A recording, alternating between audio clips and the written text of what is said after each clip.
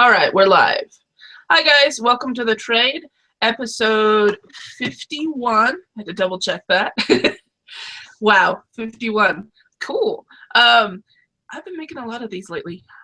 Well, today I've got an interview with a lovely, fantastic person, David Hurley of Don't Pick the Flowers. Thank you so much for joining me, David. Hello, how are you? Henri. Awesome. Oh, man.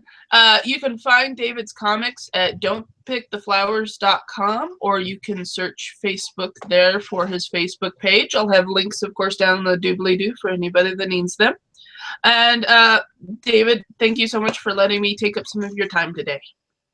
Thank you for allowing me to be here. So, Yay! yay!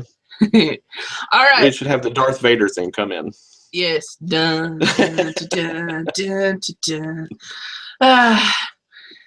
All right. So why don't we, for anybody that hasn't heard of your comics before, why don't we go ahead and give a little intro to them? Can you throw us your elevator pitch real quick? And Sure. Well, it basically centers around Suzanne, a 13-year-old little goth girl, throwing that word out there.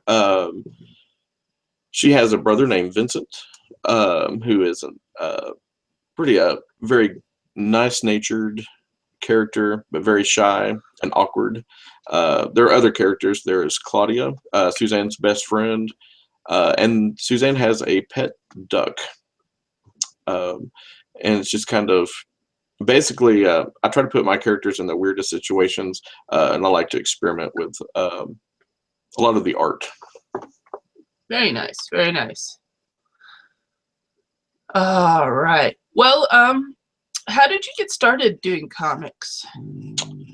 Okay, well, somewhere in my brain, I've kind of always wanted to do it. Even as a young person, when I was real little, I would always draw things I saw in magazines. Of course, there was Disney.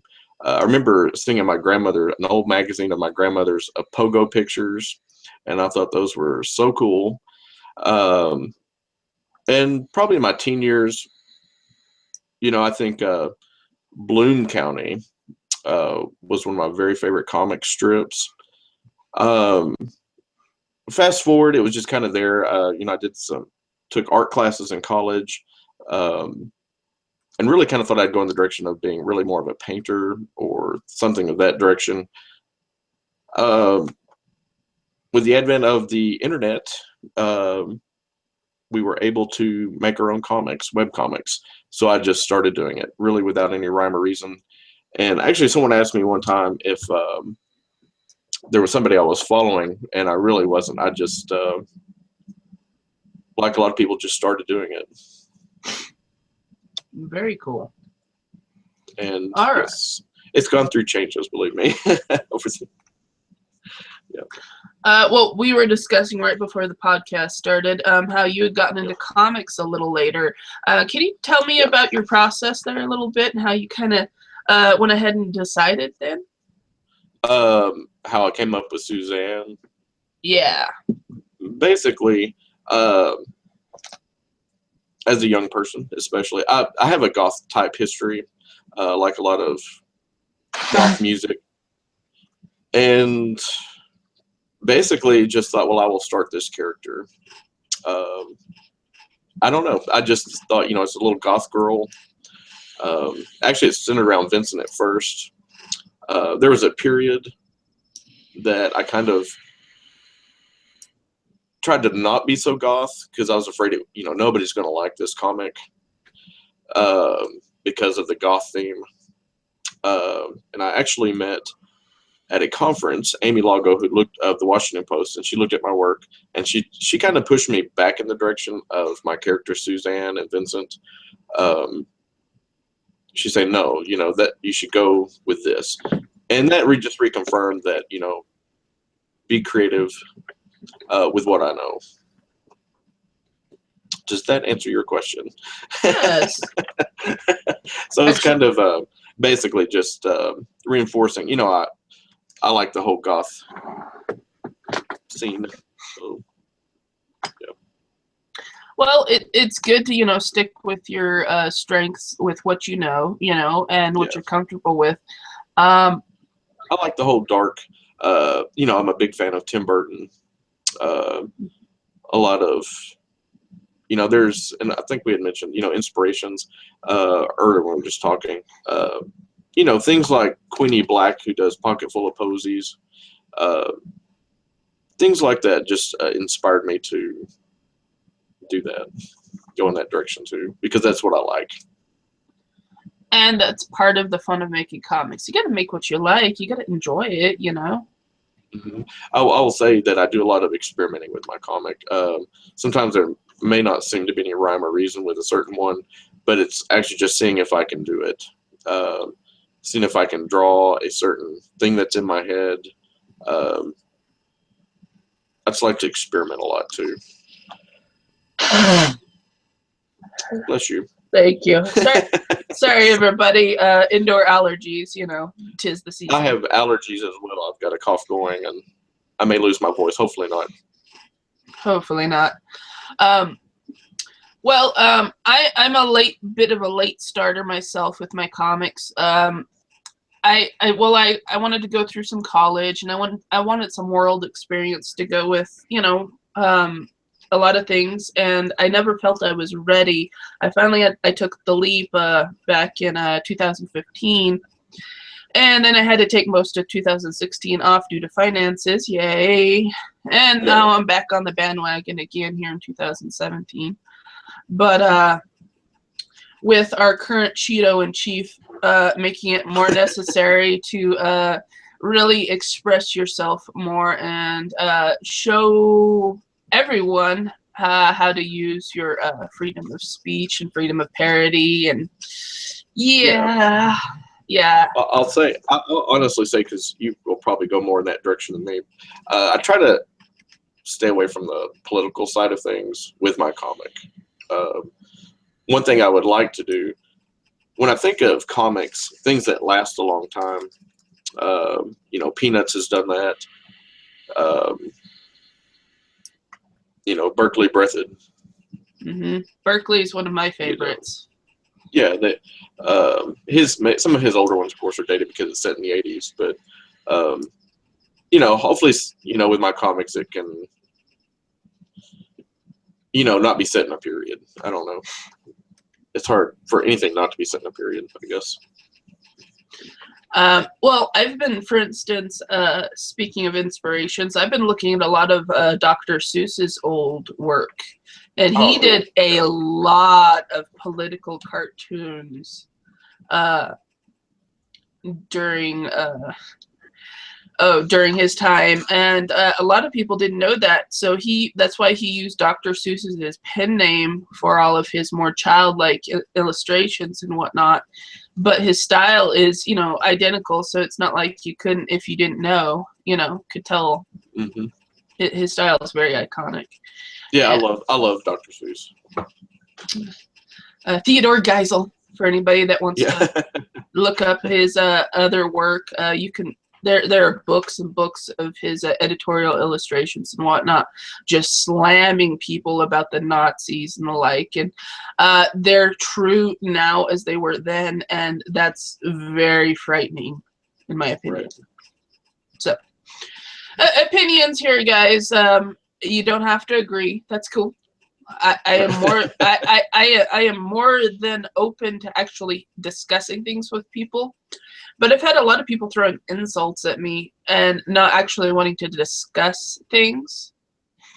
And that's when I go ahead and I just block you out, because you know what? If you don't want to at least have a adult conversation about things, there's no point. You're just spouting nonsense and hot air. Right. A lot of anger today, and yes. Well, recently. But there's also a lot of knee-jerk reactions too. And don't get me wrong, I have those too right away. But I give myself a little time to go ahead and knee-jerk and then go, okay, what's actually going on? Let's find the facts. Let's find what else is going on here. And that's what you got to do right away. go ahead and give yourself the permission to have the knee-jerk reaction. But at the same time, what else is going on too? You know, are they trying to distract you with this thing over here while this is doing something else? Right. I just, you know, I would like to see our country go in a more liberal direction as we were going. So, well, and not 20 years backwards. Yeah, actually longer than that. Yeah. So. Yeah, it's looking to at least be trying to roll back at least 50. Yeah, 100. Yeah. Yeah, some of it, just depending upon the issue, of course, you want to narrow in on if you wanted to. But, okay, why don't we just go back to the comics, because you know what? Okay. Let's give everybody a little reprieve for at least... Yeah, so some social media is so full of stuff, and you get it every direction. But I will say this, I love to keep up with, for those who do, Charlie Rose. He always does really good interviews. So, and Frontline's a really good one, too. So...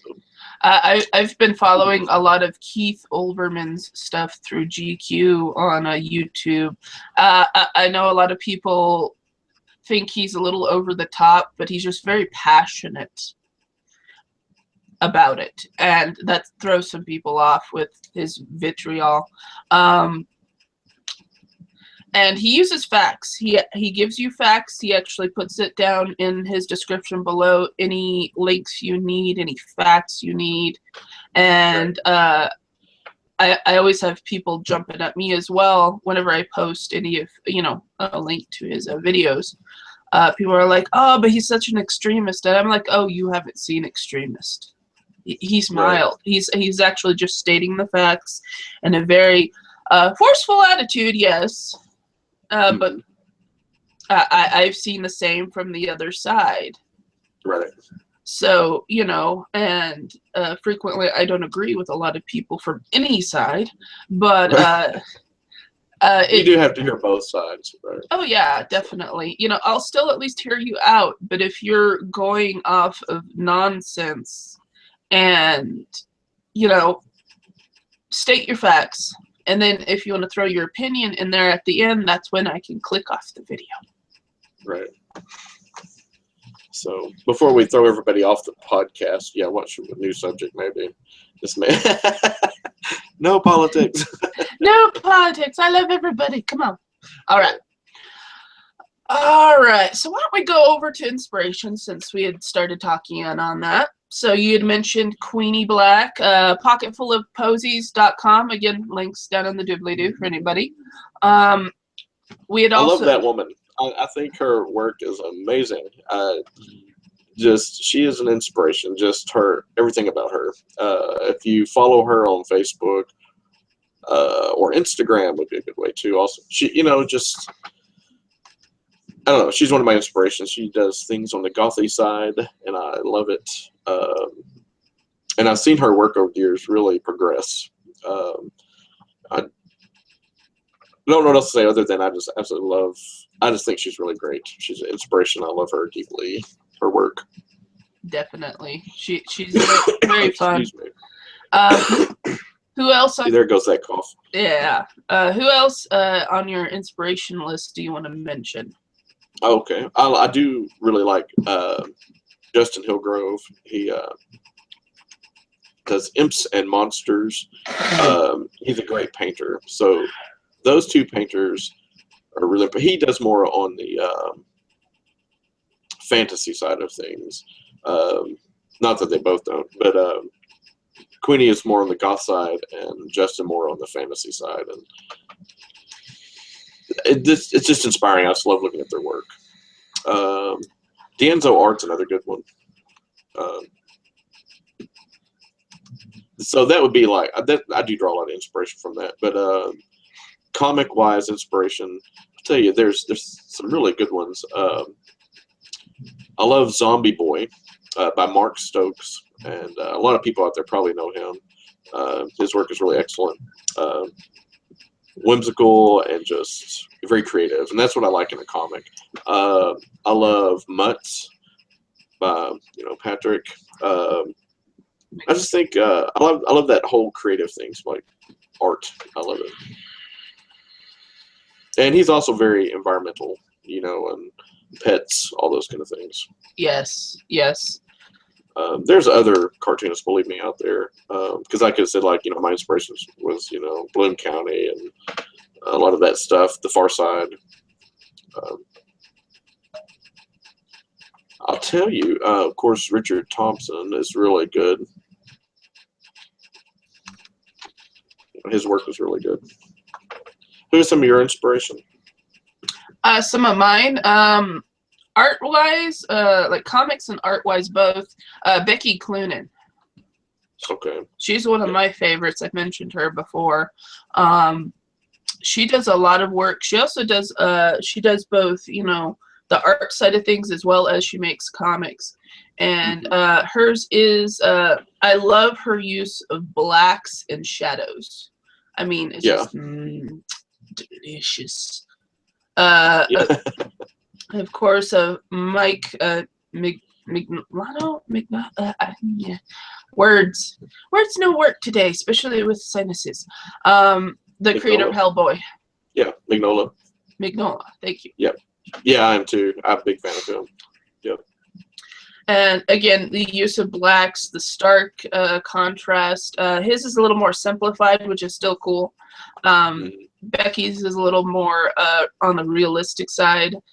And that's more my taste too. That's where I kind of lean as well with a lot of my art.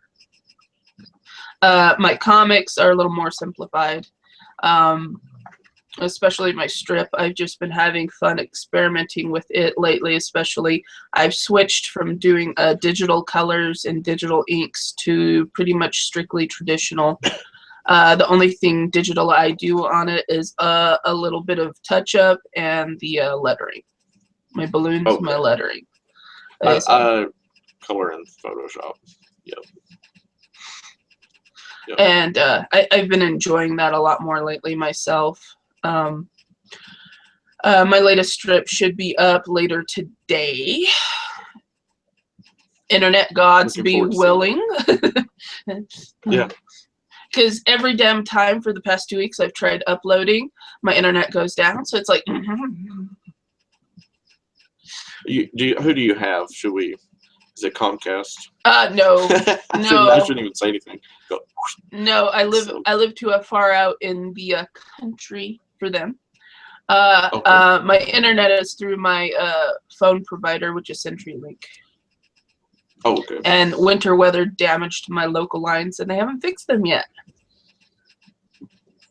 Yep. So that's fun.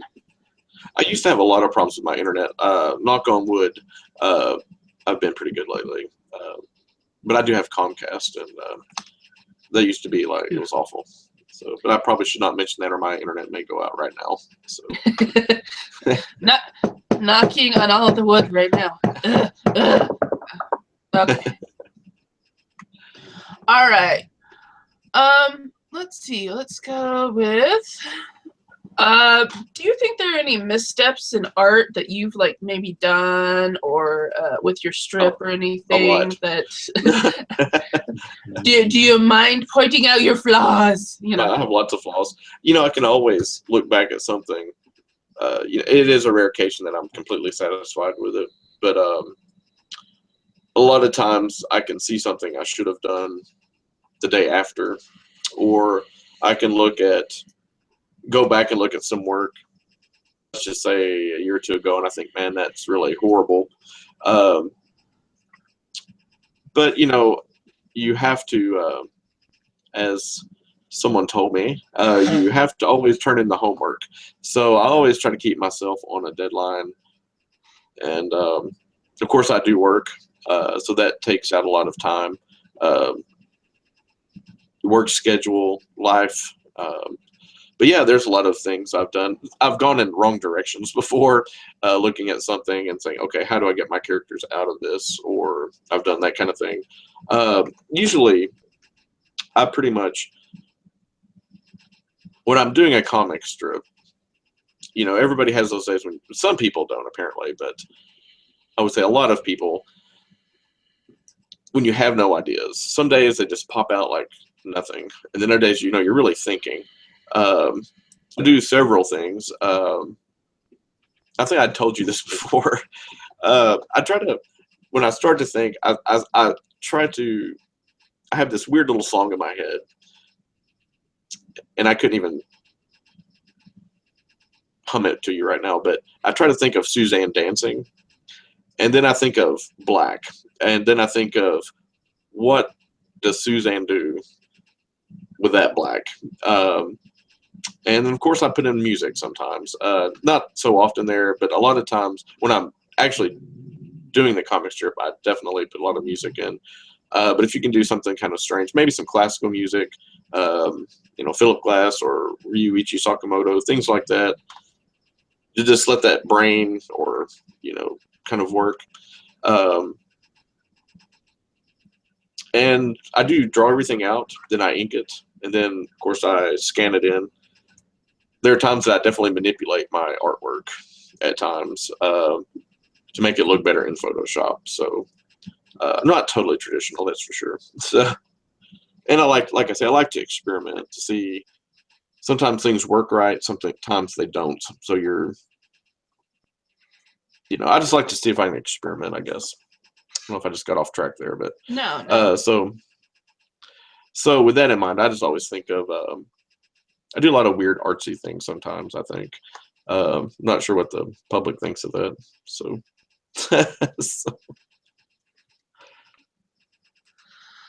All right. Well, let's see. How do I put this? All right. How about let's go this route. Okay. Comic strips in newspapers versus comic strips on the web. Well, the thing is, do you have more of the question, or do I just go from there? Just go from there, hon. It's okay. Go from there. Well, the thing is, with newspapers, you do have editors, and the internet, you can pretty much do anything you want to. Well, you can do anything you want to. I do have limits on mine. I don't use foul language. I don't, I try to make it pretty artsy-ish, but not. I really try to keep it, family friendly. Maybe you hate to use that word, but that is a good word. I don't do anything obscene. You do like PG, PG-13 kind of rating. Yeah. But whatever a person's choice is, how they want to create a comic, they can do whatever they want to in today's society, in today's world, whatever. Thing is, I do keep my comic personally at a kind of a newspaper size. Sometimes I will expand it to make it bigger. But because of my work schedule, a lot of times I keep it at a certain frame. And it also, it is that nod back to those newspapers. And as we really don't know what the future holds with newspapers anyway. And I'm sure newspapers will figure out a way to, and I have ideas too how they could do it, by clicks on how much money a cartoonist can make, because there's not a lot of money in making art sometimes. Some people are luckier than others, we'll put it that way. Yeah, definitely. I think with newspapers in general, I think they need to become more of a media conglomerate, not just stick with the print edition, but you need to go digital, because the world is now partly print, partly digital. It has evolved, and you need to evolve with it. But I do personally love physical. I love physical products. I personally am not subscribed to any newspaper personally. But my family did when I was a kid. But I like physical products. I like those kind of things. Yeah, I like physical. I think physical is great.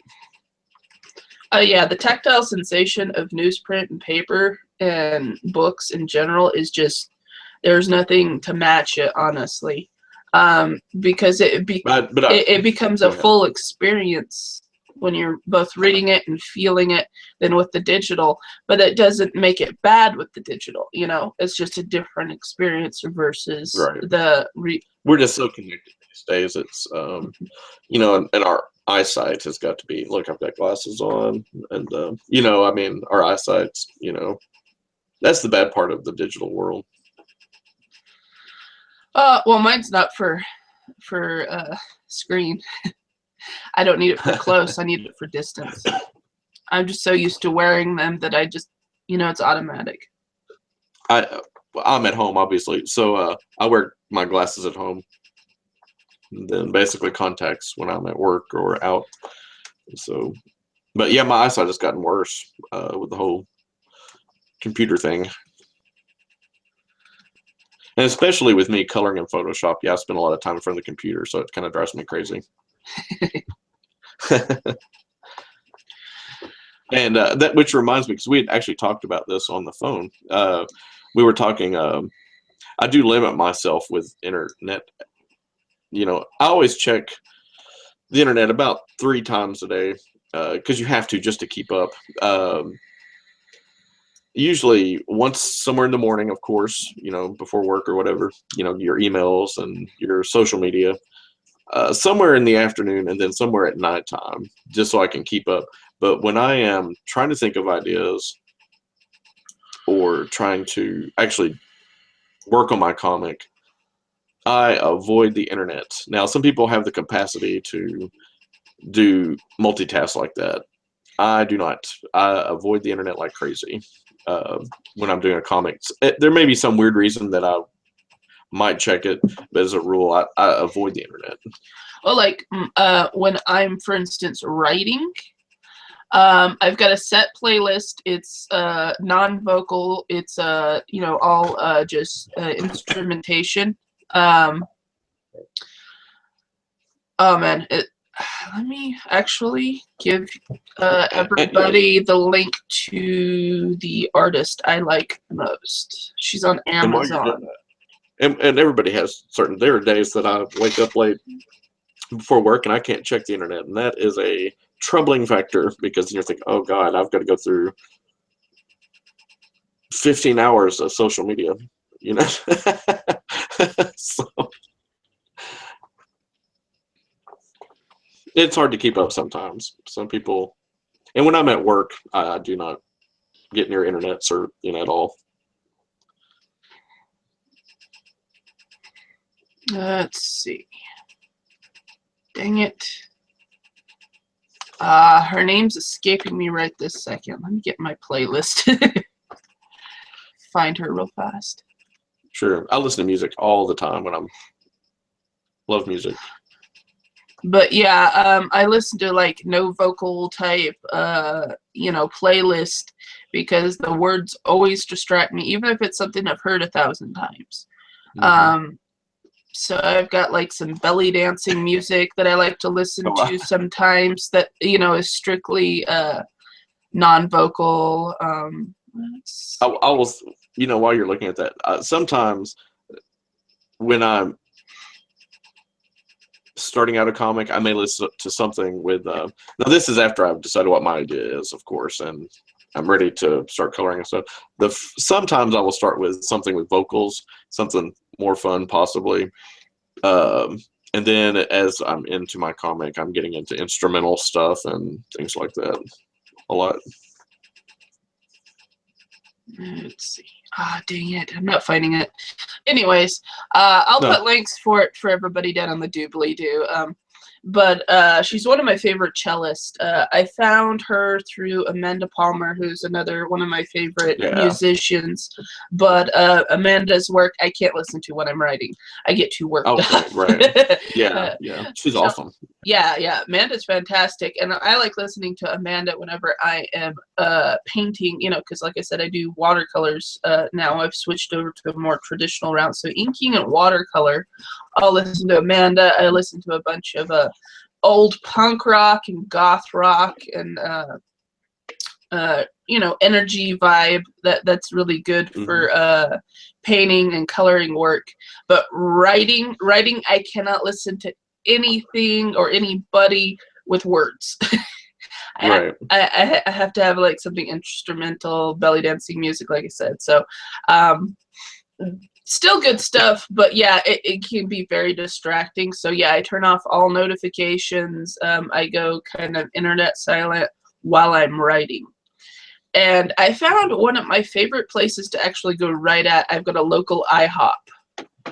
That's actually Okay. all the waitresses know me. They're very nice folks, and they'll let me become a gothy lump in the corner of the restaurant. Yeah. Well, I told you one time I was really stuck on an idea, and so I went driving around, and it was just like,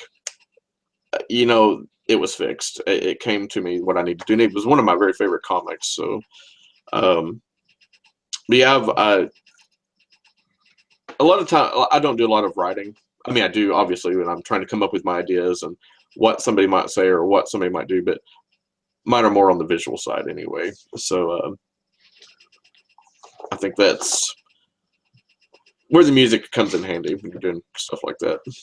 So. Well, when you're writing, I found some people do more writing as in just words, and then they describe what's going on. When I'm doing mine, I'm actually doing little just stickman sketches, and then the dialogue below that, because that's how I write. I think far too visually. So I'm already Right. setting up the panels at the same time I have this scene or this event going on in my comic. Are you similar like that, or do you write it out more? Or? Well, I'll tell you what. I have a little sketch pad. Mine's kind of weird. I just have all kinds of stuff in this, but I just kind of put all kinds of stuff in here. But I write all kinds of stuff in this. I'm trying to look for stuff. I do weird stuff. I don't know if you can even see that, but I mean, sometimes when I'm just trying to come up with something, I may draw on a panel and I've got some words. And again, mine is very more on the visual side than the written word. So it just kind of, I don't know if you can see that. So I just do all this weird stuff, and but then it goes from there because it can last for several pages. That I'm like, okay, this is, you know what I mean? This is not working, or how can I always, and sometimes I'm kind of guilty of this. I don't always, but I try to keep it in my head. Sometimes you come up with an idea, and of course, you're supposed to rewrite it and rewrite it and rewrite it. So you do kind of want to do a twist, somewhere in there. So here, I think I did that with the last two comics. I had an idea, but then I totally twisted it. I kept twisting it a little bit. So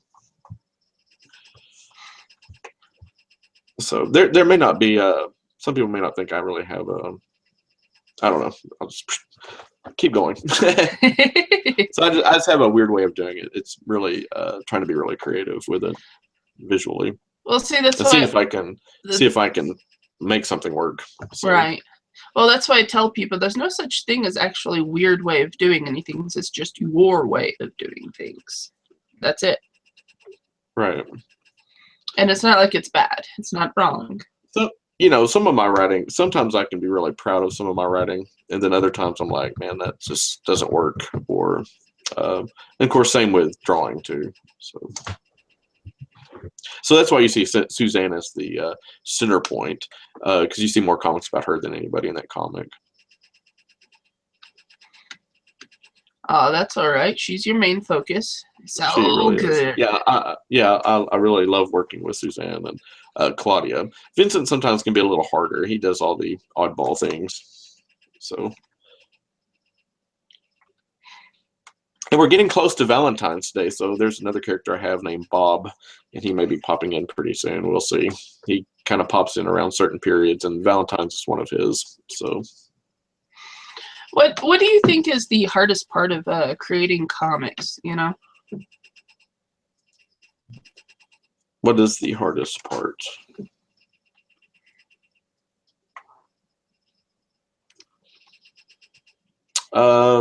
When you don't have an idea, that can be hard when you're fighting it.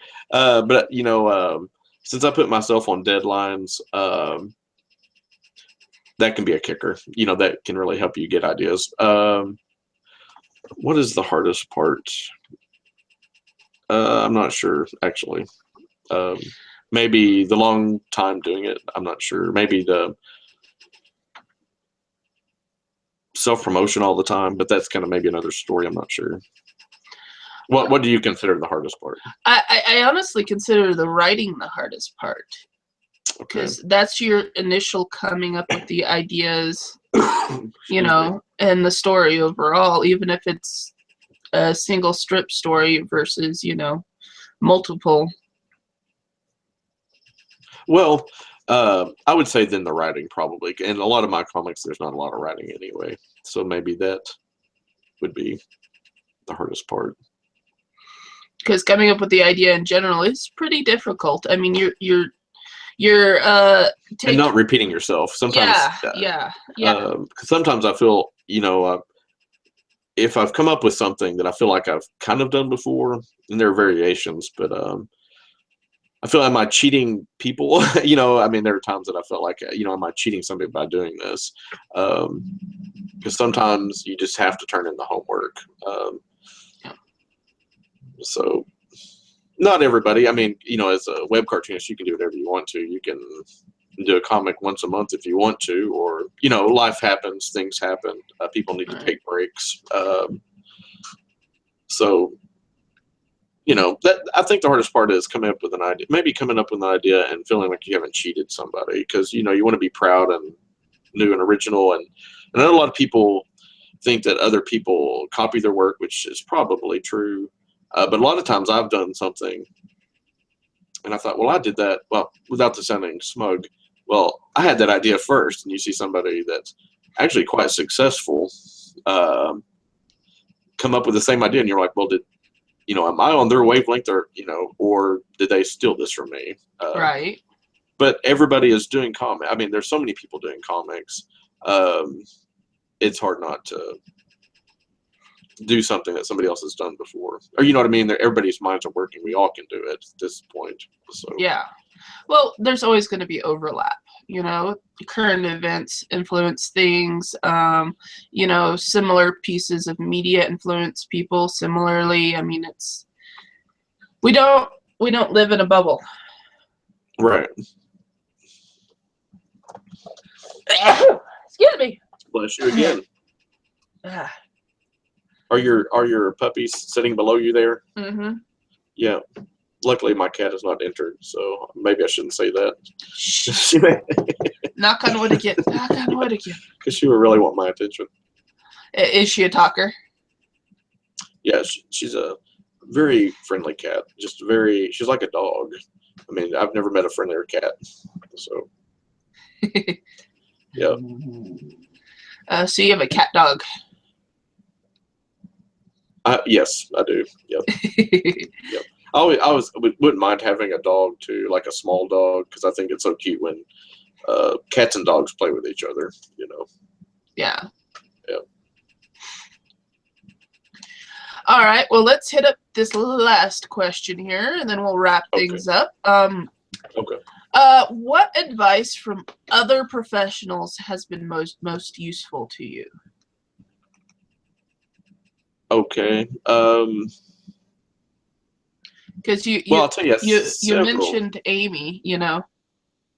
Yes, and I'll tell you other cartoonists, and I've heard this from several people. A lot of cartoonists say this. Do what you want to do. Yeah, I mean, you do have to realize that some people may not like. Well, that's going to happen anyway. Some people will like your work, and some people won't. But do what you want to do, because people are going to come and go. You know, and I'm guilty of that too. There's some comics that I really like, but I don't always keep up with. So people will come and go, and not meaning that in a negative way, but do what you want to do, and hope it gets to hopefully that audience will find you, you know, amongst all the thousands of other notifications you're getting out there in the world. But I would say the best is do what you want to do. Yeah. Nice. And some people will be really successful at it, and others won't. So, you know. Yeah. Do you have any advice out there?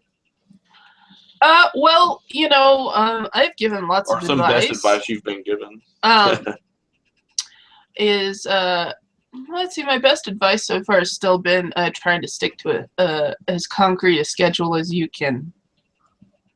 Posting schedule and That's a creating good one. schedule is the best. Try to stick to one as best you can. There are always going to be hiccups, like my internet's not fantastic. It's holding out for the moment, but the minute I try uploading things is the minute it tries to die on me. So, Hey, no, I think I can agree with that because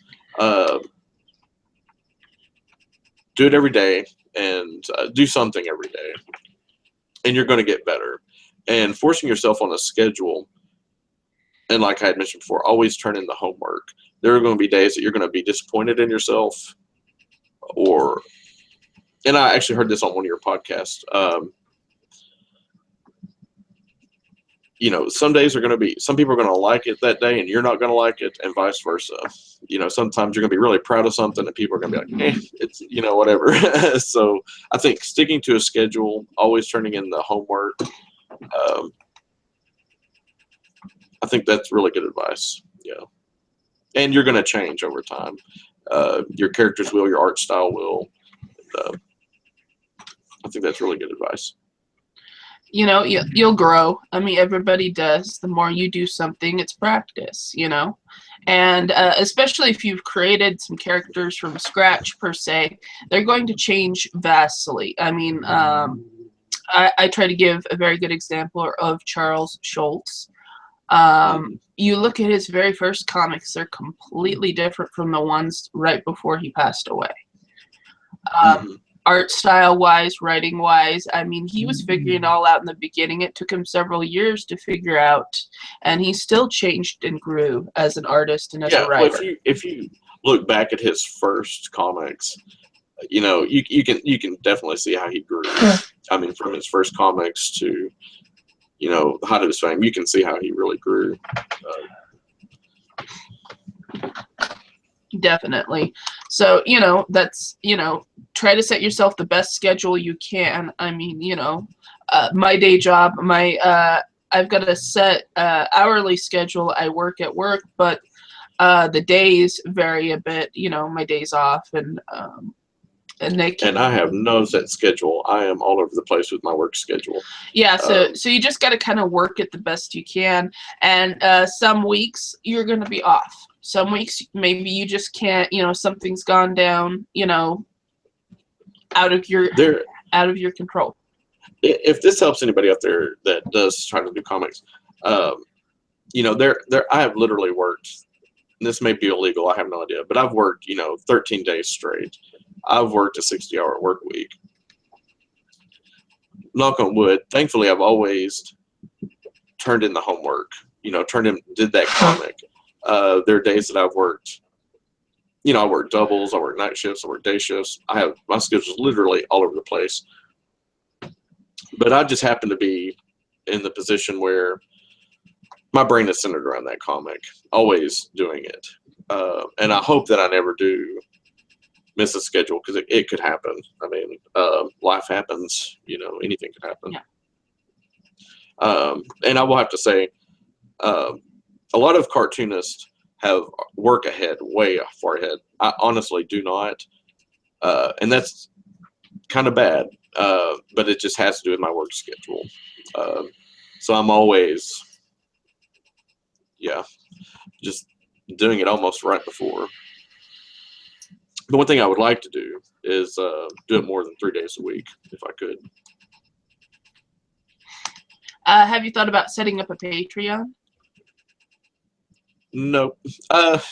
Not really. I know a lot of people that do it.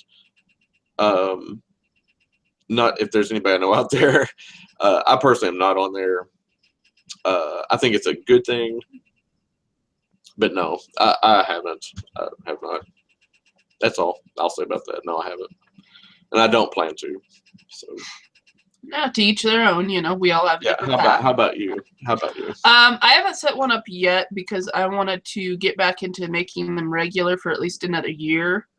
and trying to build up my audience again, and having enough regular views that I think it might be qualified for it then, more or less. But I am going to set one up for the podcast. Okay. I've been doing the It's podcast. probably a very good thing. Yeah. It is a good thing. I've been doing this podcast now for 5 years out of my own pocket and on my own time. And I am very grateful for our regular viewers and contributors and all the feedback we get from the public.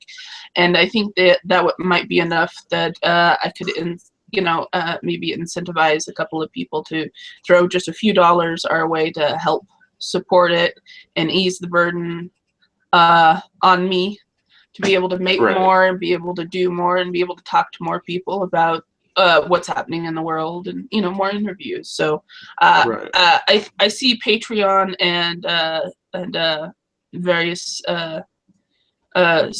donation support like that as a very positive thing overall, but everybody has a different view on it and they're entitled to that. Yeah. Like I had mentioned to you, I really need to set up an Etsy shop because I have enough material that I could, do books and prints and all kinds of things, which I do commissions. So I've had a lot of people ask for commissions. But I do have the Society 6 shop. But the thing with that is you don't make a lot of money from that. But with that, you also, I don't have really the hassle of having to deal with returns or, especially if you work a lot. So I'm not making a lot of money from it, but at least my work is out there, and people do buy it. So that's a nice thing. But yeah, that would be a goal of mine, is to set up an Etsy shop probably. Very nice.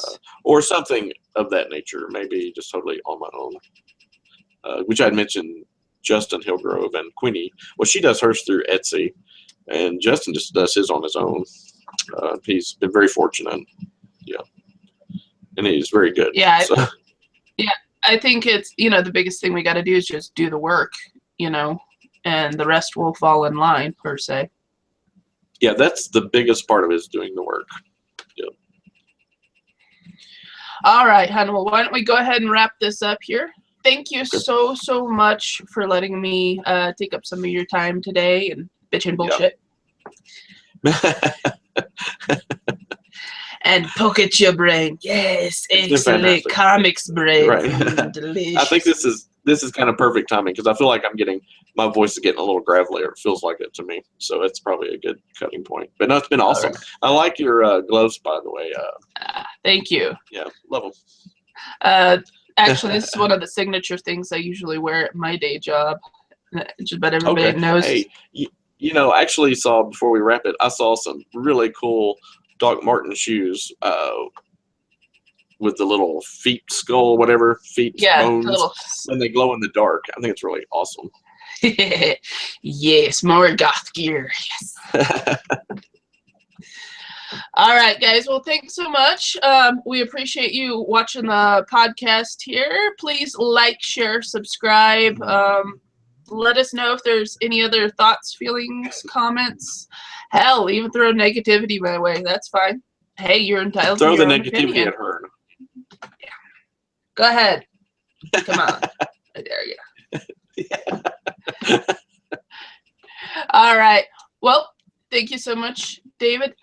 You can find David's comics on don'tpicktheflowers.com, and links will all be done in the doobly-doo. Thanks so much. We'll talk to you another time. Bye, everybody. All right, thank you.